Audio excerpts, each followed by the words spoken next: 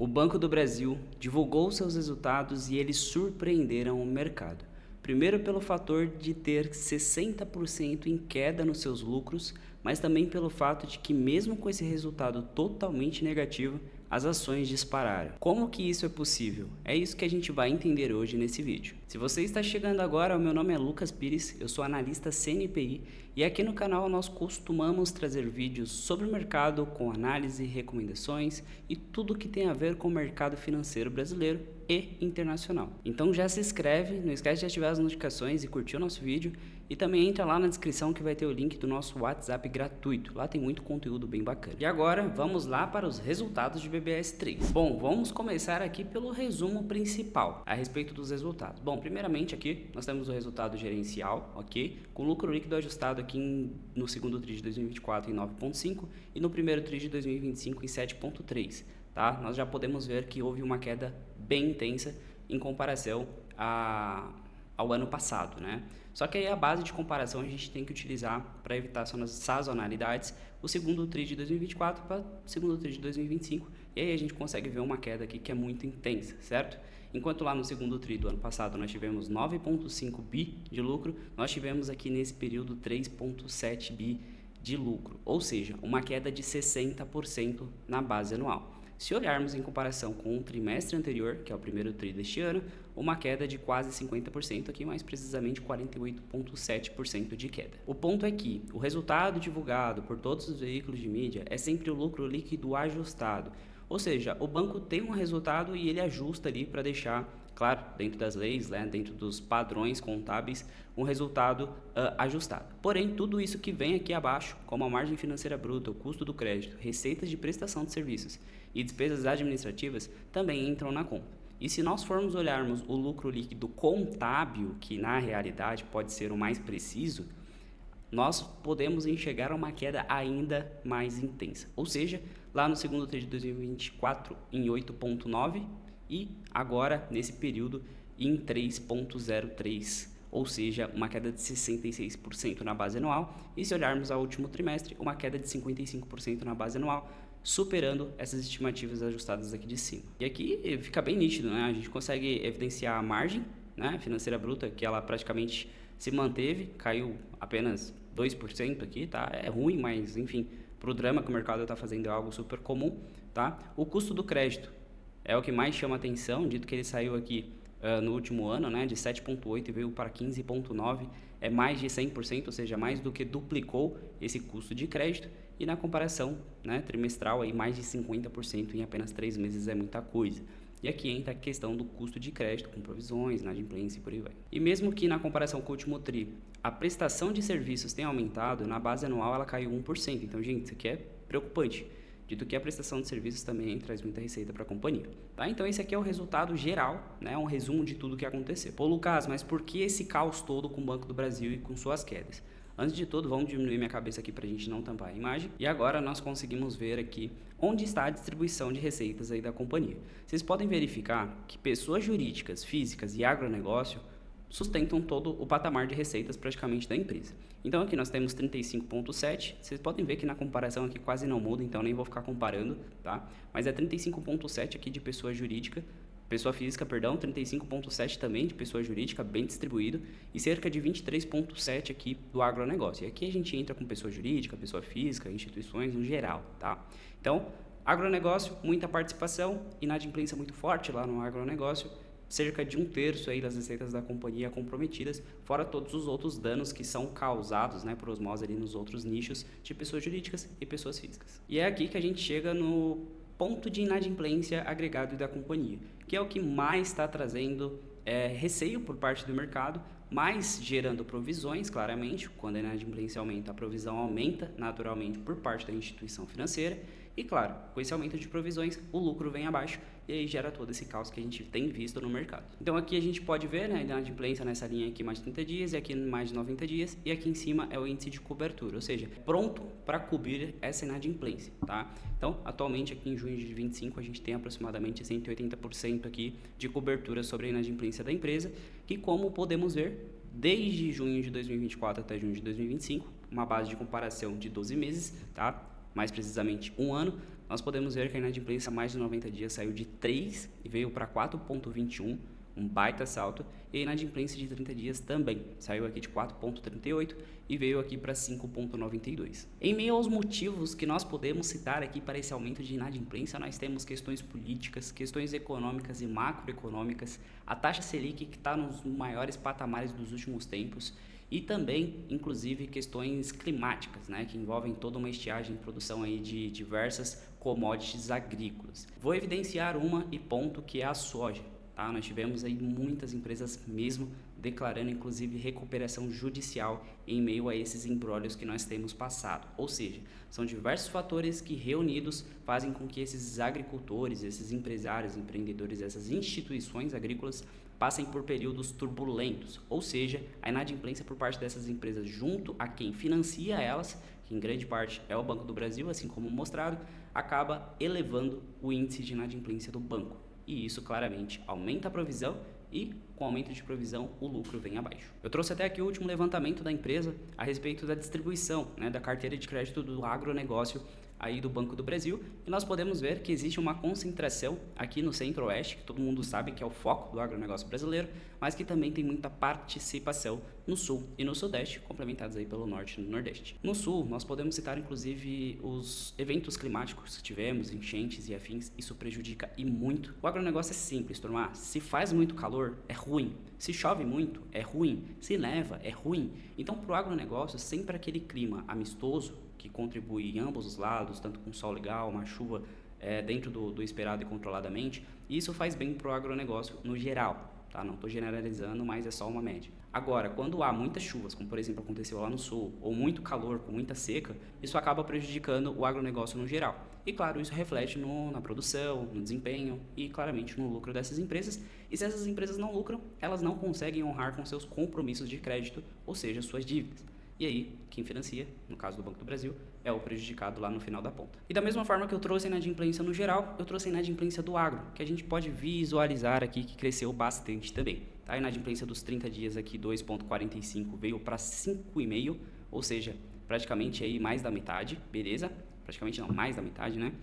E a inadimplência de 90 dias aqui também praticamente triplicou, né? Saindo de 1,32 no mesmo período do ano passado e alcançando o patamar aqui de 3,49 no último período. O ponto positivo aqui que a gente pode visualizar é que a cobertura de mais de 90 dias está acima de 200, o que é um patamar que é até que saudável. E aqui nós chegamos ao guidance, ou seja, as projeções da empresa, que é o que de fato está batendo e batendo muito forte no mercado, trazendo muita descrença e desconfiança, tá? Então nós podemos ver aqui, na última linha, aqui o revisado, né? Então a gente tinha uma carteira de crédito aqui com uma projeção aqui de 5 a 9,5, veio para 3,6%, tá?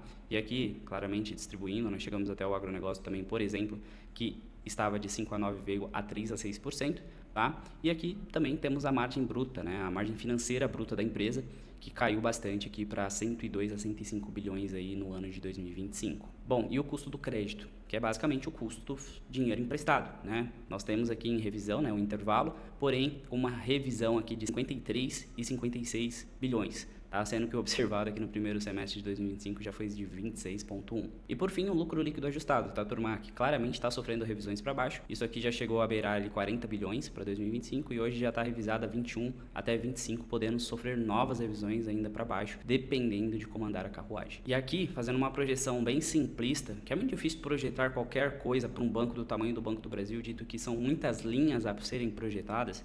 Aqui no próprio guidance resumido, você já pode perceber que são muitas linhas, com o lucro líquido, com essa projeção que eles estão dando, e com um dividend yield com payout de 30% que está sendo divulgado pela empresa, inclusive cancelaram já a distribuição desse mês, dito que o payout entregue já é de 30%, porque eles pagam 4 vezes, né? Pagaram 2 vezes até aqui, e nessas 2 vezes já bate o payout de 30%.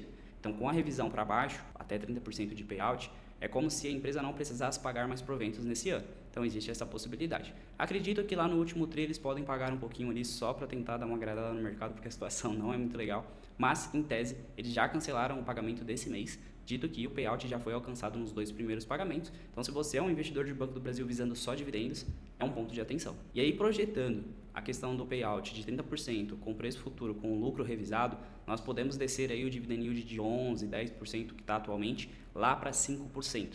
O que querendo ou não, é uma baita penalização para quem investe pensando em dividendos. Mas nem tudo também é sempre muito ruim. Eu vou dar alguns pontos aqui que a gente pode ver como pontos positivos para Banco do Brasil nesse exato momento. Bom, aqui nós temos a linha, né, a tabela aqui da margem financeira bruta, tá? Lembrando que o lucro de fato de um banco vem daqui, ok? Então, na comparação com o trimestre anterior aqui, o banco evoluiu em todos os pontos, ou seja, frente ao primeiro TRI de 2025, ao segundo TRI, nesse período de intervalo de 3 meses, o banco evoluiu todas essas linhas aqui, operações de crédito, tesouraria, capital comercial e capital institucional, tá? Lembrando que essas partes de baixo aqui são despesas e as de cima são receitas, tá? Mesmo que tenha um acréscimo maior, a gente pode tentar visualizar aqui que isso seja um ponto positivo em meio a tanto caos. E aí o resultado consolidado de tudo isso que eu citei é essa primeira linha aqui, onde o banco conseguiu evoluir aí quase 5% nessa margem financeira bruta. Comparado ao mesmo período do ano passado, uma queda aqui de 2%, que é ruim, claramente, porém, dentro do caos que está instaurado aí na empresa, a gente pode ver isso aqui como um ponto neutro. Outro ponto positivo, para quem não sabe,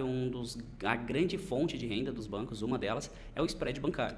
E aqui nós conseguimos ver um acréscimo, né, em todas as linhas do banco. Pessoas físicas, que é o principal, tá, através de conta corrente e afins, tá, nós temos um crescimento, manteve-se inalterado comparado ao mesmo período do ano passado, mas frente ao trimestre anterior tivemos aqui um acréscimo. Crédito teve um leve decréscimo em relação ao ano passado, porém, referente ao último TRI cresceu. Mesma coisa aqui para pessoas jurídicas e no agronegócio, até mesmo quando comparado ao segundo TRI do ano passado, um crescimento aqui nesse spread, o que é um ponto positivo aqui em meio a tanta bagunça. E por fim, turma, aqui nas receitas de prestações de serviços, né, nós podemos observar aqui que foram 8,7 bi de receita, tá? Então, claramente aí são serviços que trazem as maiores receitas do banco, tá? Nós tivemos um acréscimo aqui de 4,7 no agregado, né, comparado com o mesmo período com o antigo período, né, com o primeiro trimestre de 2025, e quando comparado ao ano passado, um decréscimo muito pequeno de 1%, o que é ruim, com certeza. Um banco nesse patamar não deve nunca perder receitas, porém, em meio a tanta questão aí que todo mundo só fala ruim de Banco do Brasil,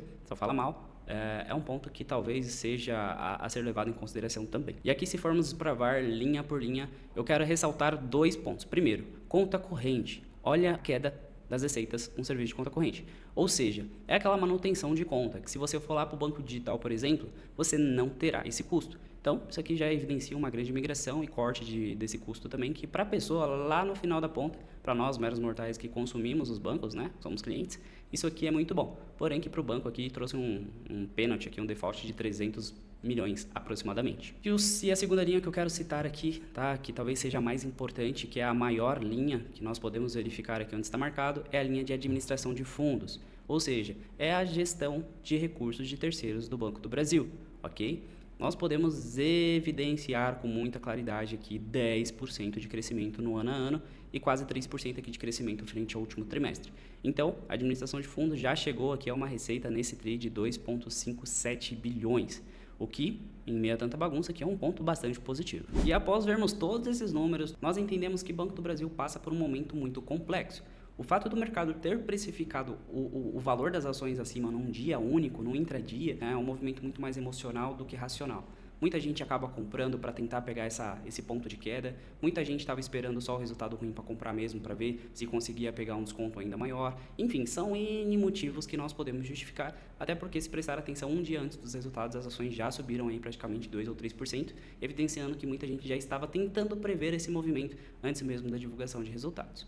O ponto é que o Banco do Brasil ainda deve passar por um momento de reestruturação durante o período inteiro de 2025, isso é certeza, e 2026 tende a ser a mesma coisa, porém de uma forma menos intensa e gradual. E lá em 2027, de acordo com as nossas estimativas, que assim como o reforço são estimativas, nada garantido, a empresa deve retomar sim os seus caminhos de glória, dito que o Banco do Brasil é um banco secular da nossa bolsa, existe há mais de 100 anos, tem a confiança de todos e, claro, é um banco estatal. Então, independente de qualquer circunstância ali, eventual de problemas, ele ainda tem essa base de apoio. O Banco do Brasil é sim uma oportunidade, mas para aqueles que têm paciência, estômago e resiliência, ou seja, aquele investidor que visa o longo prazo e não está querendo colher frutos aqui de curto prazo. Se você é esse tipo de pessoa, Banco do Brasil não é para ti. Se você quer ir além, ter acesso a relatórios detalhados, valuation e todos os tipos de recomendações possíveis dentro do seu portfólio, você precisa conhecer a nossa consultoria. O link também está lá na descrição. E antes de finalizar o vídeo, comenta a tua opinião sobre Banco do Brasil. Você está comprando, está vendendo ou está olhando de fora? Qual é a sua opinião a respeito do banco? Tem salvação ou é fim da linha e tchau, obrigado? Comenta lá, eu quero saber a tua opinião e muito obrigado por ter ficado até aqui. Não esquece de curtir o vídeo e se não se inscreveu no nosso canal ainda, essa é a hora. Até a próxima e forte abraço.